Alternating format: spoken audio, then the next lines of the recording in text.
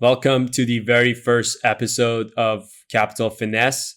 My name is Amir Zabedi. I'm your host, and I will be covering some major events and recent activities in the market, as well as some of the areas that I'm primarily focused in capital market and private market. So I'm going to do this in the form of webcast podcasts, and I hope that you will find it useful. So without further ado, let's just dive into it.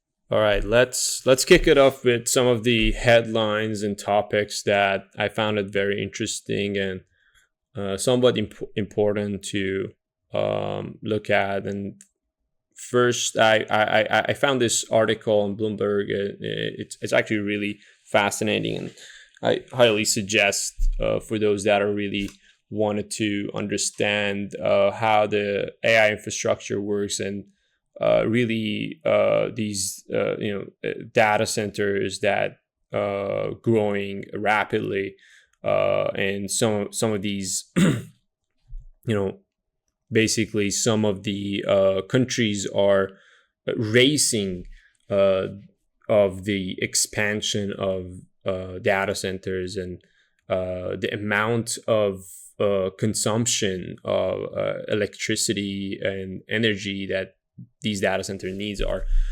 concerning.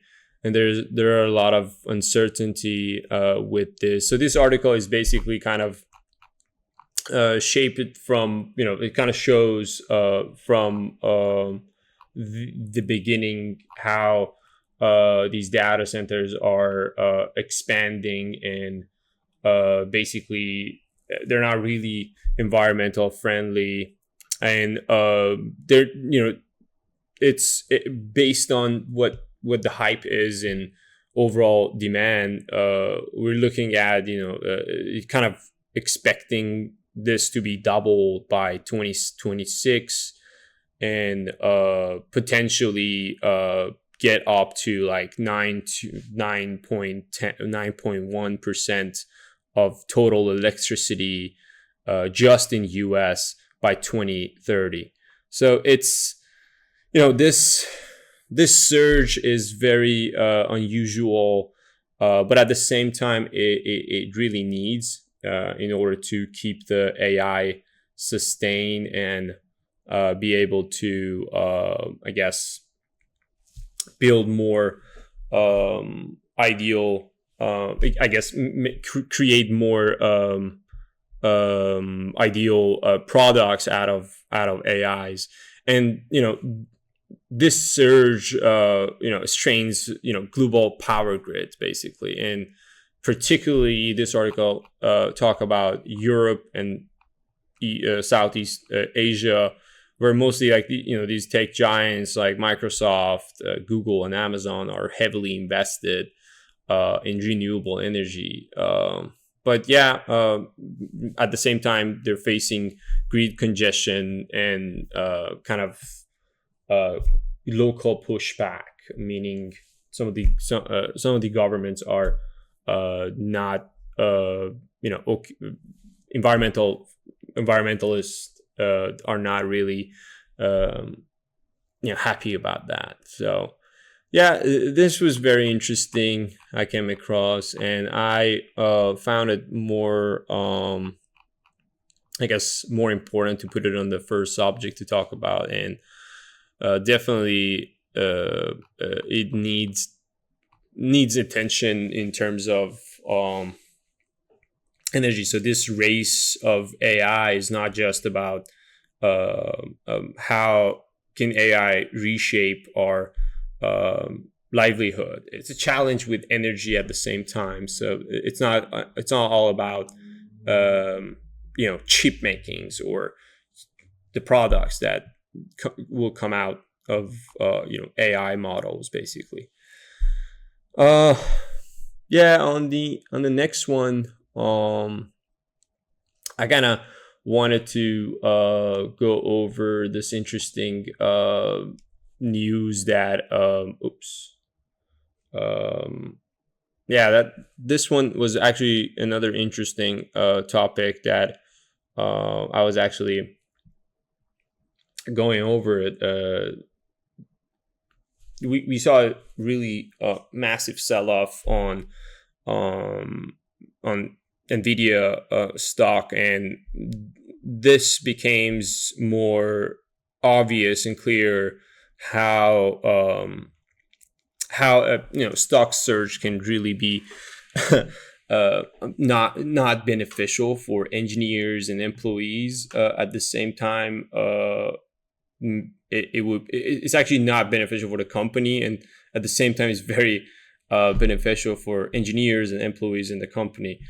Due to this recent surge, this article is also kind of go over that some of these engineers are semi-retired, and some of them are already retired. So it creates this massive uncertainty for NVIDIA's future, that what they exactly going to do, and due to this massive surge. I think it's like over the stock over the past 5 years had the surge of 3,000%, and the growth really benefited the employees in a way that they can just quit their job and not really work for the company. But at the same time, NVIDIA it really in needs of more I guess engineer. So it's kind of colliding at the same time. Some of these senior executives and some of these senior employees are potentially happy with this situation. So yeah, that was very interesting, and it's the future of NVIDIA. It's kind of uncertain, but at the same time, you kind of know that with the amount of cash that available, they can create more jobs and get more engineers in their operation. But it's always about are those newcomers are going to be as efficient as the senior level employees or older ones. Yeah, so that was a very interesting topic I also came across. And the other one is actually kind of concerning. That is commercial real estate. We are seeing massive surge in vacancies, and especially in the office spaces, as you can see in this chart, in this data from Wells Fargo. Is pretty much, you can see the surge of the vacancy rates from it's just significantly it is significant from 2019. We get to this 24, it's kind of like gradually growing and getting up there. And and on the other side, retails are still flat in a way, doing much better than office space. And multifamily, same thing, sort of very not much volatility. And hotels and other ones are still doing better. But the main concern is the office vacancy, because they are combining 41% of the market. And I have this picture at the same time. This chart is really actually truly explain what is what has happened from financial crisis till now. Even though we still far from the level of 2008 and 2009 crisis, and the industry is just swamped. That time with a record of 195 billion in distress commercial mortgages. But now we are having over 110 billion more than what it was in at the end of the 2023. So it's still far from financial crisis, but concerning and important to pay attention to it. And I'm very concerned at how these are really going to survive in a way that we're not going to have any sort of downturn on them. So in the long term, the future of the offices are not bright, in my opinion, because it still has those challenges and it's still in that distress level or recession level. And another thing that we should note that more than 2.2 trillion of these commercial mortgages are scheduled to mature between now and the end of the 2027. So that is concerning at the same time. So I really wanted to share this picture with you guys, and that is this chart that I wanted to share. So yeah, as you can see in this chart, we see the kind of the trouble that happened back in 2008, and we had that massive distress mortgage loan up to almost 190 billion across kind of that. And then right now we're not really even close to that range, so still not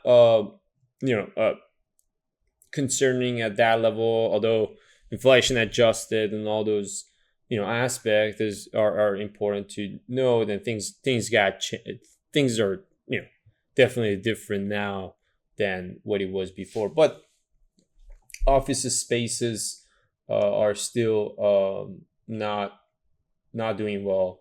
And you have to kind of realize, kind of remember that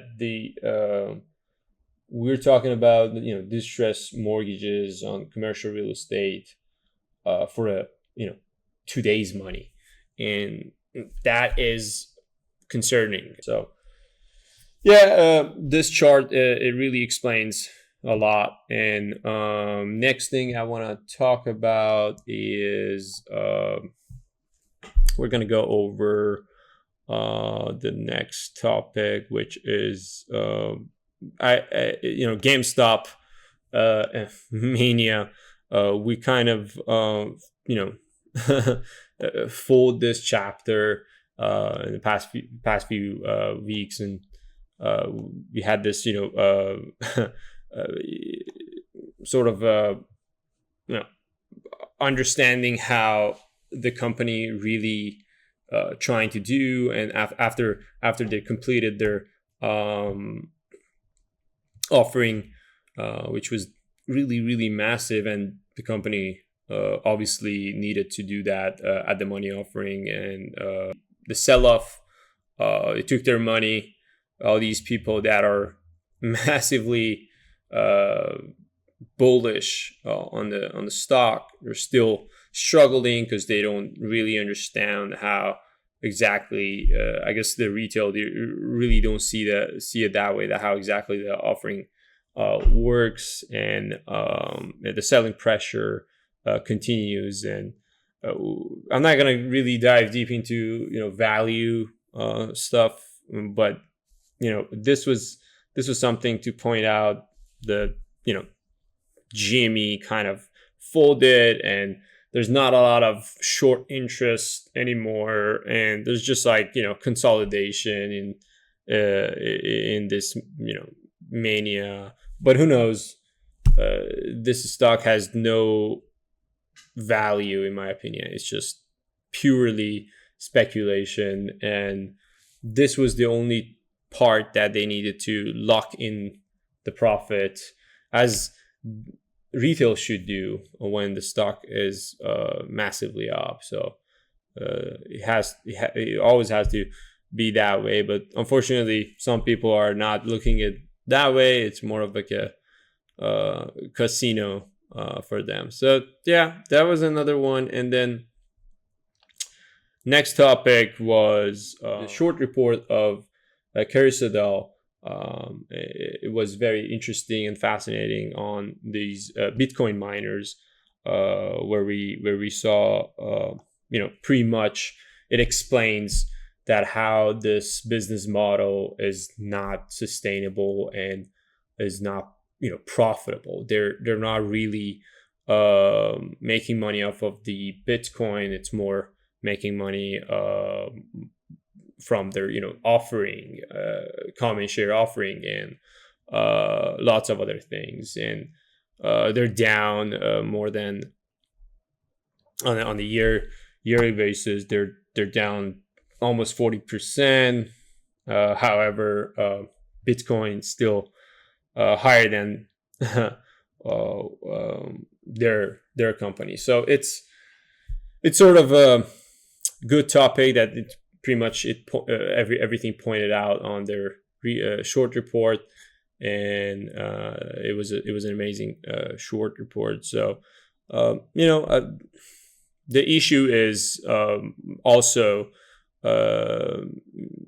some of these political opposition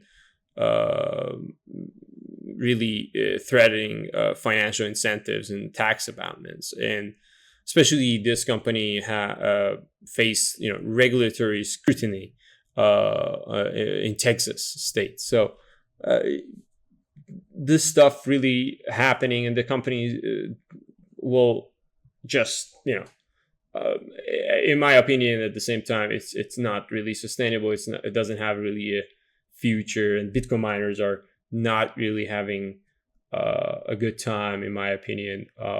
It's more temporary, not a lot of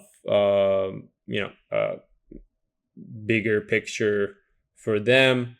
And we also have to consider that the halving is just cutting every time, so it will be costly for them. They're not going to be as profitable as they think. And then the biggest cost will be the energy, which also destroying the environment in many ways. So that was another topic that I found it very, very important and interesting. Next one is, it's all about Trump wants to eliminate income tax, and he actually posed that idea, and we're probably gonna see some conversation around that. Theoretically, could work, but mathematically is not. So it's sort of impossible to eliminate income tax, and removing income tax is just not as easy as people think it is. And we're talking about if you're going to the government's going to make money by tariffs, we don't have that much capacity. We're talking about 3.5 trillion, and out of these 3.4 trillion, we only basically collecting tariffs roughly around I think 85 billions, and income tax alone, the collection on income tax is more than 2 trillion in just 1 year. Thinking about recouping this 2 trillion by just tariff, it's somewhat impossible, and it's not gonna happen. And plus, considering that how it will really affects the consumer, and they won't be really satisfied with that. But a lot of people are preferring to not paying the income tax, but at the same time, in reality, it's that income tax is it's considered, it's very important for the government. So basically, it won't really work in that way. So yeah, that's it for this episode. I wanted to keep it short and just as at the start of just kind of pretty much going over some of the most important topic that I think is useful, and I will like to talk about it. But yeah, I'll try to do this more often. Probably we do this weekly, but let's see.